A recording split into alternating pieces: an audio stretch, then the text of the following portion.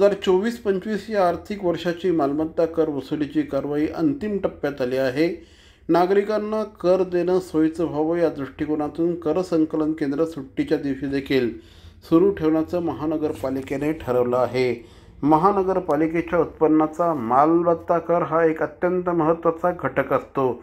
त्यामुळे जास्तीत जास्त नागरिकांनी मालमत्ता कराचा भरणा करावा या दृष्टिकोनातून कर संकलन केंद्र 1/12/2024 ते 31/12/2024 या कालावधीत सर्व शनिवार तसंच सकाळी 10:30 ते 4:30 वाजेपर्यंत तसंच दिनांक 1 जानेवारी ते 31 मार्चपर्यंत शनिवार आणि रविवार या सार्वजनिक सुट्टीच्या दिवशी देखील सुरू राहणार आहे. मात्र 14 मार्च रोजी धुलीवंदन असल्याने या दिवशी ही ऑफिसेस चालू राहणार नाहीत असं महापालिकेने म्हटलं आहे. त्याचप्रमाणे महानगरपालिकेच्या www.thanecity.gov.in या संकेतस्थळावरून पेमेंट गेटवेद्वारे ऑनलाईन पद्धतीने देखील मालमत्ता कर भरता येणार आहे.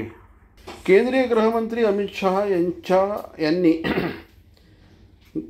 कालपासून भारतीय जनता पार्टीच्या विरोधात सर्वत्र आंदोलन करण्यात येत आहे. भारतीय जनता पार्टीचे नेते गृहमंत्री अमित शहा यांनी भाषण करत असताना डॉक्टर बाबासाहेब आंबेडकरांचं नाव घेणं ही फॅशन झाली आहे अशा आशयाचं वक्तव्य केलं होतं. संपूर्ण देशभर या वक्तव्याचा जोरदार निषेध करण्यात येत आहे.